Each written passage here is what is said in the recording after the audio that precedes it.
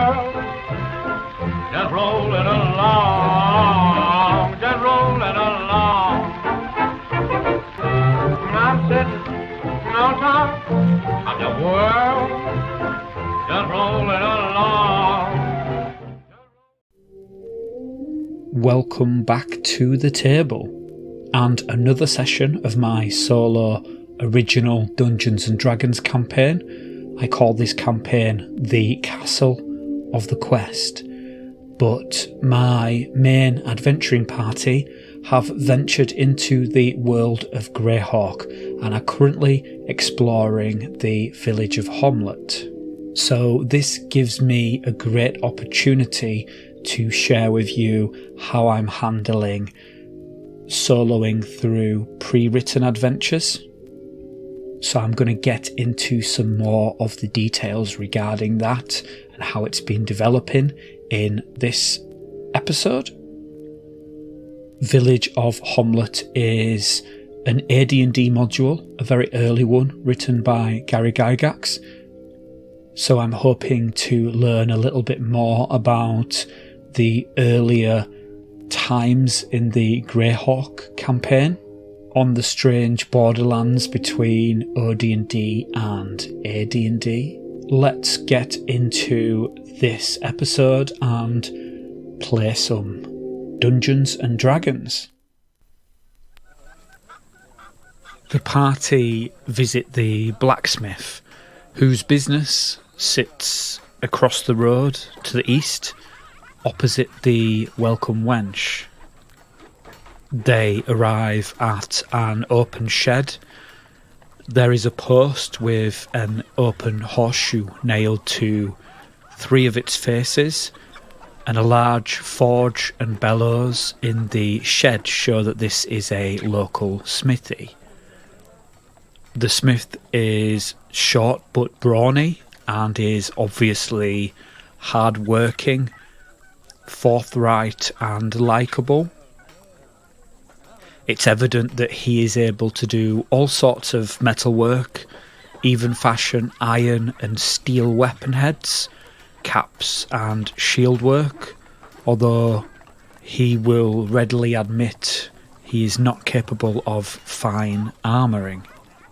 So the party are going to see if this blacksmith might help them out of a rut. So Nix, as the spokesperson, is going to ask politely whether they might pay tomorrow with extra on top, and she explains they are going to clear monsters out of the old moat house for the good of the village. So just how convincing is Nix? I'm going to test her charisma to find out. So she needs a 1 or a 2 on 6. And she rolls a 1. So the party purchased 25 gold pieces worth of weapons, which includes spears for the 3 fighters, maces for the 2 clerics, daggers for the magic users, assassins and thief. And it's occurred to me that they could try and sell or trade in their horses if they can find a suitable armourer or a barracks to get hold of some plate. So we'll see what comes out of the party's exploration of the surrounds. So the party take their leave of the blacksmith after purchasing some weapons, and they are going to make their way northeast from here. And they soon come to a walled manor house, and this place has an 8-foot high stone wall and a heavy gate. So an obvious question for the Oracle is the gate locked?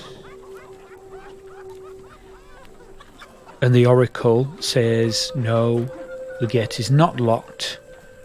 So the gate opens freely and the party pass into the inner courtyard. And it's apparent from the stable that the residents here keep horses. So perhaps the party could sell here. So a couple of things I've been working on in regards to my solo rules and playing these pre-written modules. So I'm going to talk about NPC behaviour.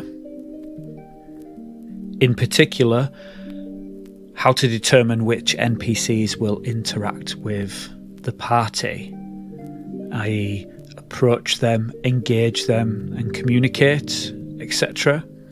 So what I do is I roll 3 6-sided die and consult a little table. And this die roll is based on the 3d6 to determine abilities. You have scores of 3 to 8, meaning a low ability, 9 to 12 average, and 13 to 18 high. So the idea is I can make a bunch of tables based on this method with 3 distinct outcomes: a low outcome, an average outcome, and a high outcome. And this is of course going to be aimed at probabilities that will work well as a simple bell curve. So in this instance, if there are several NPCs present and I roll a 3 to 8, it means no NPCs at the location are going to proactively engage the characters. On a roll of 9 to 12, there's going to be 1 NPC, and that NPC will be determined at random.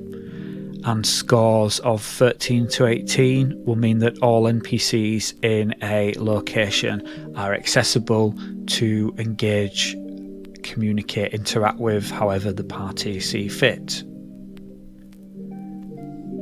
So a best practice is to test who, if anybody, will come out to meet adventuring parties when they approach a building. And naturally, adventuring parties may want to enter a building to seek someone out, in which case this will depend on circumstances and not this table. So in my case, the party are immediately approached by 1 NPC, which is the village elder, who is curious of their business. And once more, Nyx will test her charisma to see if she might sell some horses to the village elder. "Can you not see? I have a stable full already," the man says very dismissively. He does not seem overfond of his present company. "In fact, your horses seem ill-bred, and they're trampling all over my courtyard, trotting muck about the place, after we've just had it swept." And the elder abruptly advises the party to seek out the local trader instead of bothering him. So the party are going to cut their losses here, offer a polite goodbye, and head over the ford to the northwest part of the village. And they see a wooden building with shutters and many windows, and outside the door a shield and lantern are suspended from chains. The shield is painted to show a sword and a cheese, and this is the local trader, a merchant providing the needs of villagers, travellers and adventurers alike. The whole front building is filled with various goods, and the barn has animals, saddles and the like. And the traders here will gladly purchase the party's horses, as the free text of the adventure module indicates quite openly, and they will purchase them at 70% of the listed price. So the party gain a whopping 672 gold pieces, for parting with 9 light horses and 3 heavy horse. The problem is that there is only 1 suit of chainmail for sale and nothing better than that. So everyone else will have to make do with leather armour and a shield, and the prices here are high. They sort of range between 110 to 150% of the normal going rate, and higher in some cases. And the party spend 678 gold pieces and outfit themselves the best they can under the circumstances. They've foregone rations to maximise their market potential, and as a result they'll have to rest every half turn in the underworld if they don't take food. So the way that I kind of operate the mechanisms of hunger and thirst, which is not covered in any detail really in OD&D or even AD&D for that matter. All the clues on how this might be handled are in the Outdoor Survival rules, which was a board game that kind of had a direct influence on how wilderness adventures operate in OD&D. So I have a water index, much as is present in that board game. And at the end of each turn in which the current day's needs for water are not met, note that swamp hexes or bodies of water running through settled hexes may not be used to satisfy water needs, by the way. The party advance along a water index to the right. Whenever movement along the water index hits a trigger point, the party lose a life level. For example, if at the end of the first turn, and each turn in the wilderness represents a day, the party did not satisfy that first day's needs for water, they must move into the second block along on the water index. And the second block does not trigger a life level change. However, if the party does not satisfy their needs for water in the second turn, then they must move to the third block. And that move does trigger a life level change, and the party's movement reduces to an allowance of 5/6. So if the party were moving 20 miles per day, they are now reduced to 16 miles per day, as 20 divided by 6 multiplied by 5 is 16. It's possible that a party could trigger a change in life level on both the food and water indexes on the same turn. In such cases, the effects are added together and the resulting sum is subtracted from the life level index.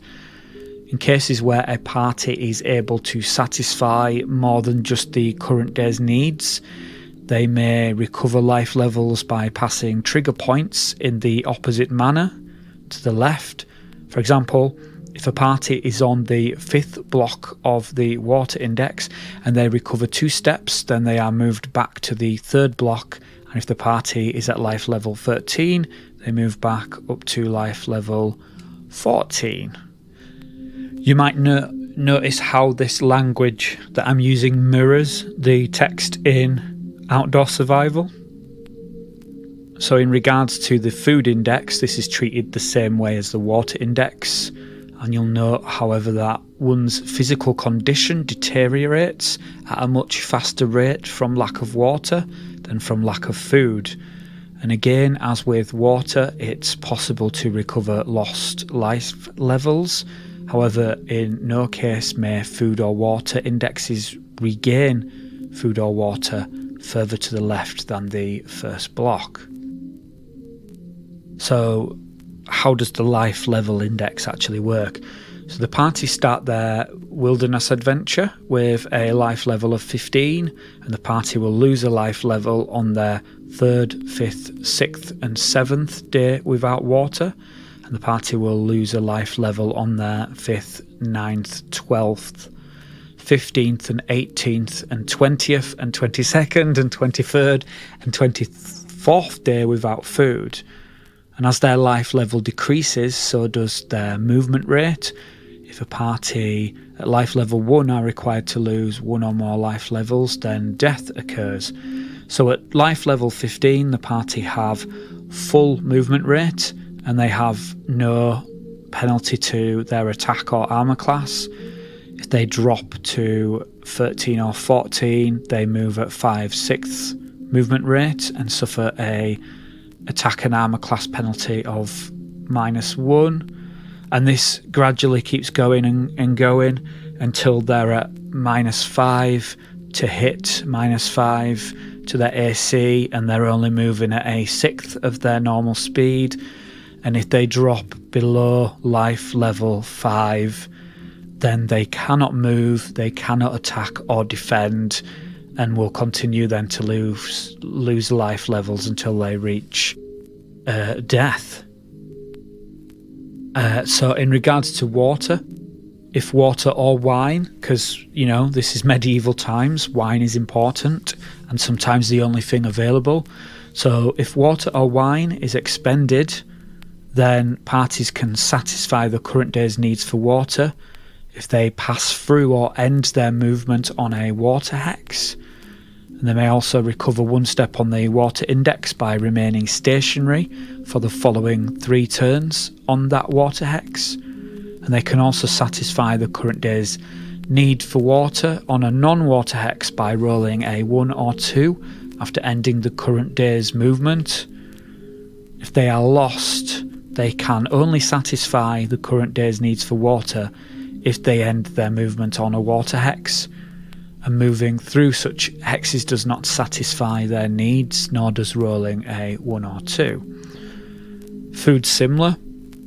So if the rations have been exhausted, they can satisfy the current day's needs for food by rolling a 1 or 2 after ending the current day's movement. And they can recover 3 steps on the food index by remaining stationary for 3 turns. If they're lost, they cannot satisfy their current day's needs for food. And if there are insufficient rations, water, wine, etc., to satisfy the current day's needs for the whole party, then treat this as a day without food or water for the whole party, also removing any of these provisions from the party's inventory. And the way that wine and rations work in my game is as follows. So a quart of wine and a day of rations is required for a day's delve into a dungeon.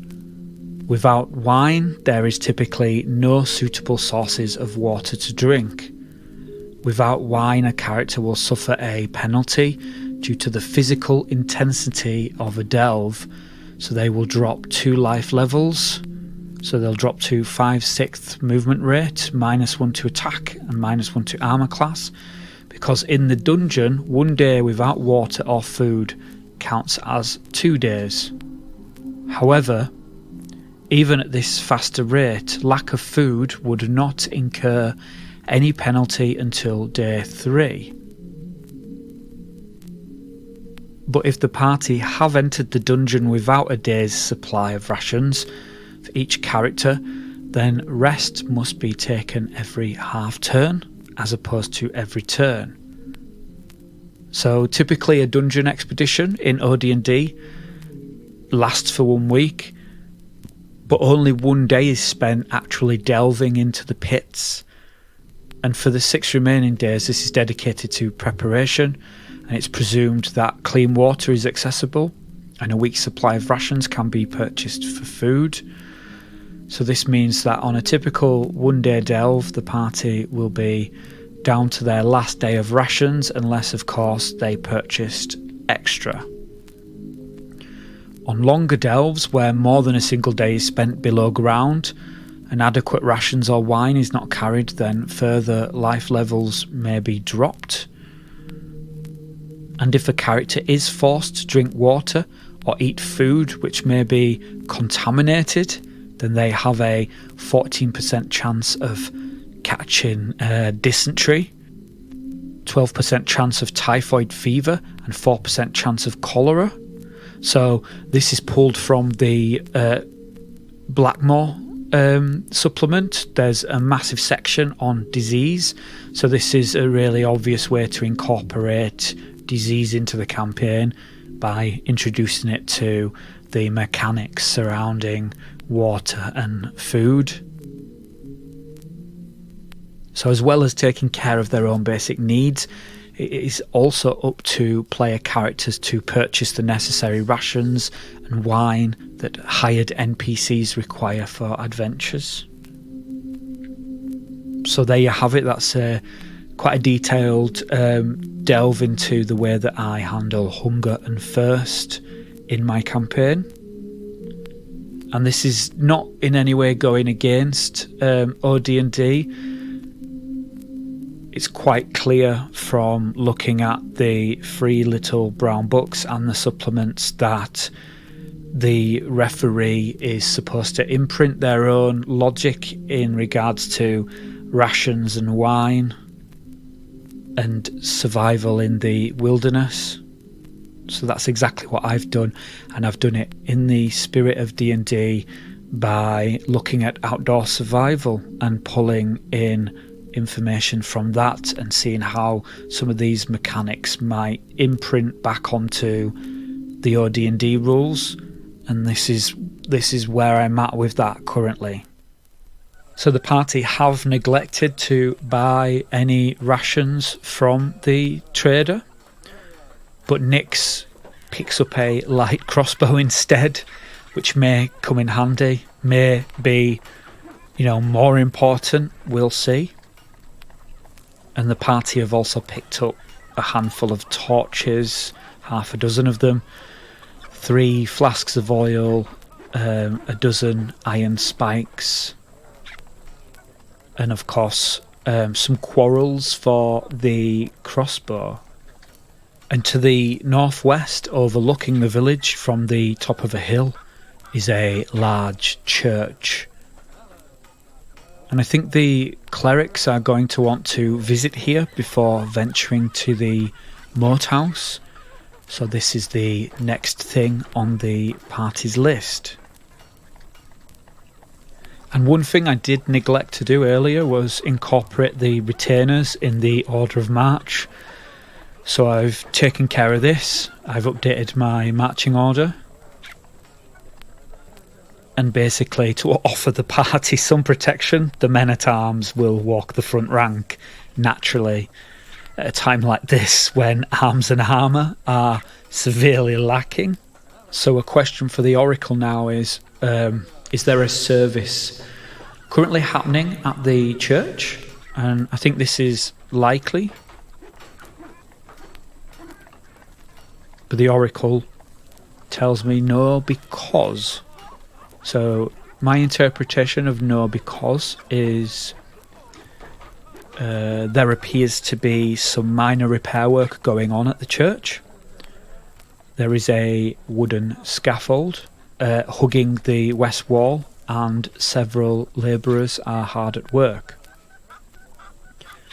And 2 clerics overseeing the labourers spot the party and approach them. "You'll have to excuse the shabbiness," one of the clerics says. His vestments mark this priest as an assistant to the other cleric. Someone amongst the druidical villagers decided to make some untasteful art on the west wall, which we are cleaning off. You are most welcome. So through some casual small talk, the party learn that the newly built edifice was raised by the Viscount in honour of the aid rendered to him by the Arch-Cleric of Veluna in the war against the Temple of Elemental Evil. And so the priest introduces himself as Calmert. Will he ask the party for a contribution? I think this is likely. And the answer is yes. He asks the party very zealously if they would be interested in making a contribution to the church. Do the clerics recognise any connection between Saint Cuthbert and their deity, Goldar? I'm going to say that this is probably unlikely. And the answer is no. The party politely decline, explaining they are in need of support themselves. And when pressed further about the Temple of Elemental Evil, Cuthbert explains, the servants of the Temple of Elemental Evil made Hommlet and the lands for leagues around a mockery of freedom and beauty. Commerce ceased, crops withered, pestilence was abroad, but the leaders of this cancer were full of hubris, and their overweening pride sought to overthrow the good realms to the north, who were coming to the rescue of the land, being crushed under the tyranny wrought by the evil temple. A great battle was fought to the east, and when villagers saw streams of ochre-robed men and humanoids fleeing south and west through their community, there was great rejoicing, for they knew that the murderous oppressors had been defeated and driven from the field in panic and rout. What can you tell us about these lands? Ilara asks, making it no secret that they are distant travellers. And this does not really faze the cleric. So Cuthbert explains that Hommlet is situated in central Flanness, and this is a portion of the eastern Auric continent that is known and civilized. And the village is actually a hamlet. It's hamlet-sized, though local parlance distinguishes it from the term village, and it's located some 10 or so leagues south-east from the town of Verbobonk, on the fringe of the territory ruled by its noble lord, the Viscount of Verbobonk. And Verbobonk was part of the key phrase in regards to the runes that they pressed on the stone arch, which actually brought them here in the first place. And Hommlet is at a crossroads. To the north is the mighty Velvadiva River, along whose south bank runs the low road, and many days' travel to the east on the shores of the Lake of Unknown Depths is the great walled city of divers. The village of Subbanwich, about halfway along the route, and below that to the southeast and east are miles and miles of forest. The Gnarly, beyond which is the wild coast, Woolly Bay, and the Sea of Gianat. And the road south forks a league or so beyond the little community, one meandering off towards the wild coast and the other rolling through the lower Cron Hills to the village of Ostwerk, and then eventually turning southwards again into the elven kingdom of Selene. The western route leads into the heart of the Gnomish Highlands, passing through Greenway Valley about a day's travel distant, and going onwards to the Lortmill Mountains far beyond. So the party depart the church and head back down the hill away, and they soon come to a sturdy new building with a sign showing 3 yellow balls. So this is the money changer's shop, and there is a guard near the front door wearing chainmail and carrying a crossbow and sword. The guard is accompanied by 2 large dogs resting nearby. So after offering the guard the seal of the day, the party fall into speech and learn that the guard is wearing militia equipment put to good use outside of war. Survived the likes of a great wolf spider, this chain shirt, the guard says with pride, then proceeds to waffle for some time before finally reaching a crescendo. Yep, that's what I always say. Look after your armour, and it will look after you. Realising that they won't learn anything useful, and certainly don't have all the time in the world, the party quickly continue down the hill. And they soon cross back over the ford and near another fairly average looking farm building.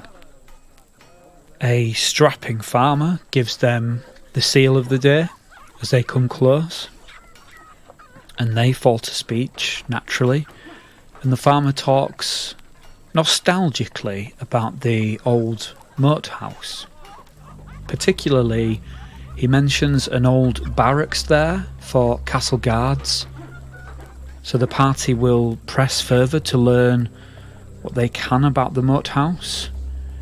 And the farmer explains that the place was once the outpost of the Temple of Elemental Evil, its watchtower and advanced base for raids, looting and destruction.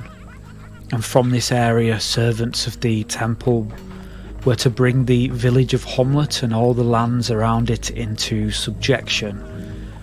The subjugated folk were then to be used as slaves to construct yet another fortress further west, as the evil power of the temple spread in ever-growing wings to encompass all of the land around its base. In fact, this outpost was ignored in the destruction of the temple, for the army of good which came against the wicked hordes was so strong as to be totally immune to any pinpricking from the garrison of the moat house. Only after the battle which destroyed the main armies of the Temple of Elemental Evil had ended was attention turned to this place.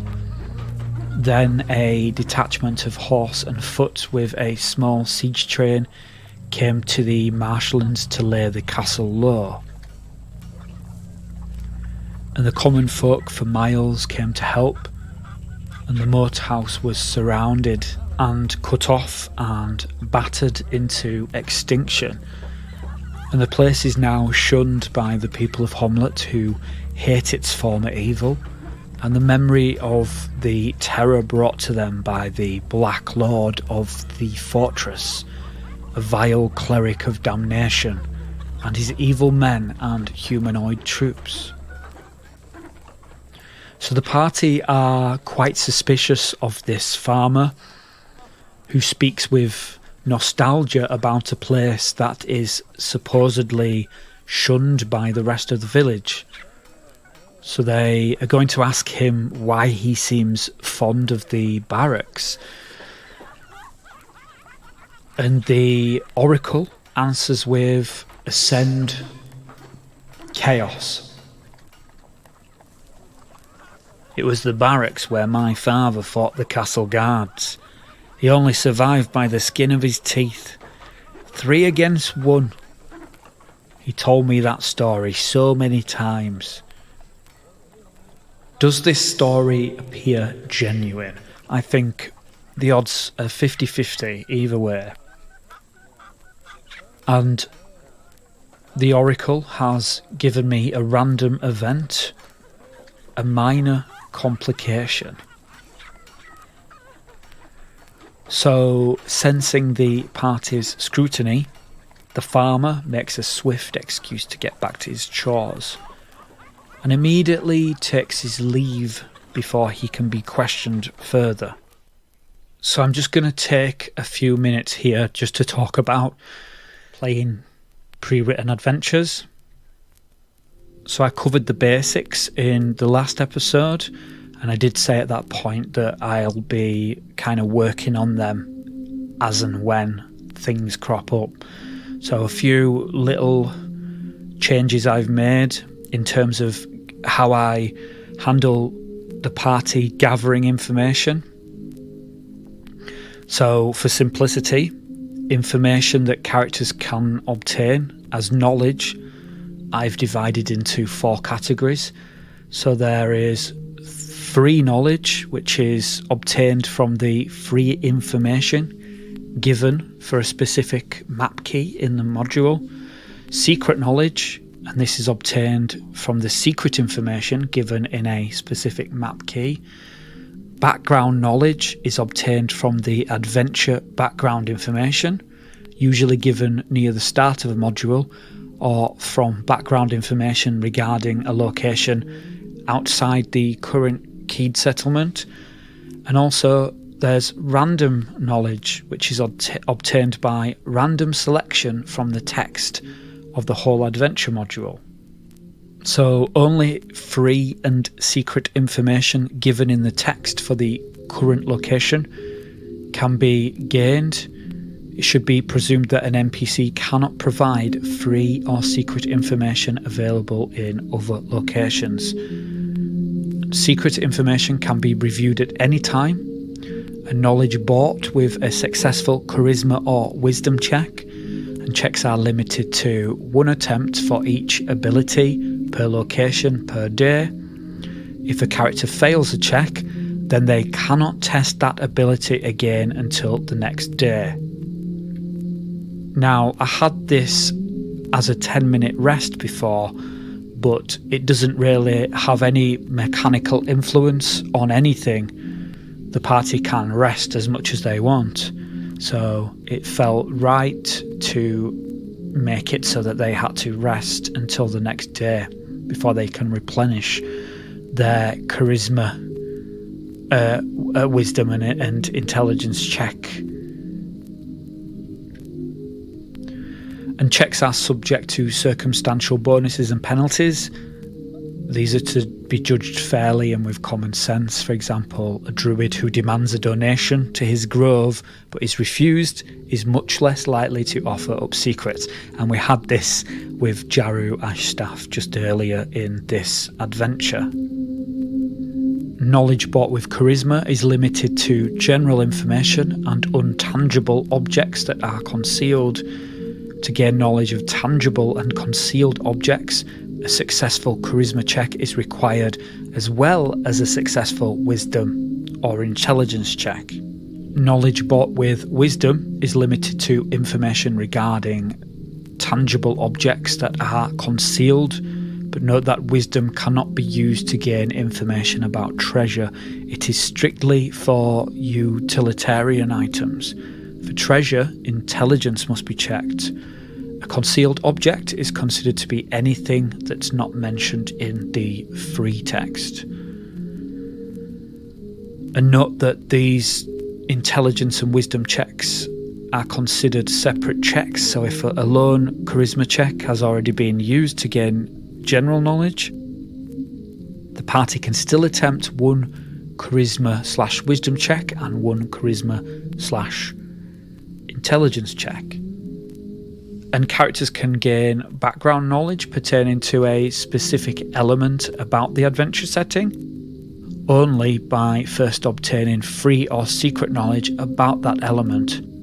So for example, if the party visited a church of St. Cuthbert, like we just did, and gained some free information from a priest about the Temple of Elemental Evil, which is what just happened, then the adventure background can be consulted, and knowledge pertaining to the Temple of Elemental Evil can then be reviewed and subsequently presumed to be knowledge the party now has.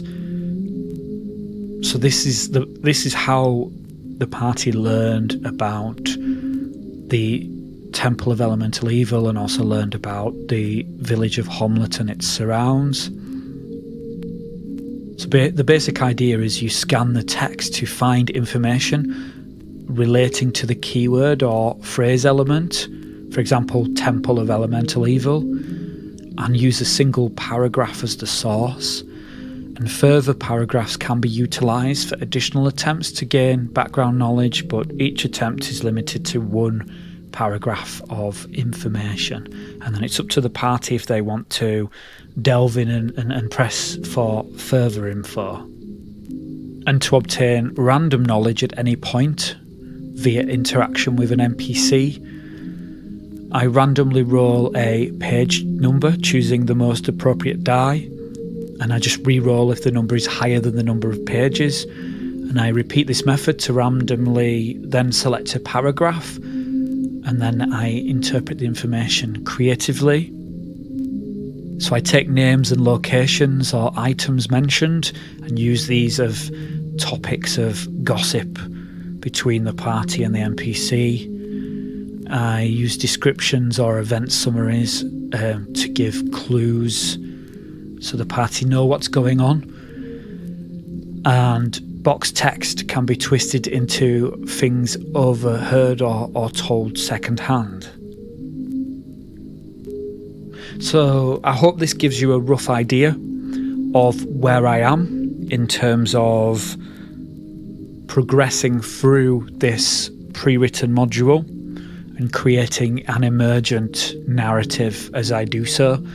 I'm finding it quite exciting because I have very limited knowledge of what's going to happen. So, you know, I get a lot of joy and delight out of this. And I think with that's probably all I've got time for, because I want to try and keep these videos, if I can, under an hour. But sometimes they do end up like, I think, up to an hour and a quarter, an hour and 20 minutes or so. But I'm trying to keep them a little bit more concise but more regular, and I will continue to do that as the weeks and months follow. So as always, I'm going to say thank you for listening. I hope you have a great week, and I will see you in the next session. Goodbye.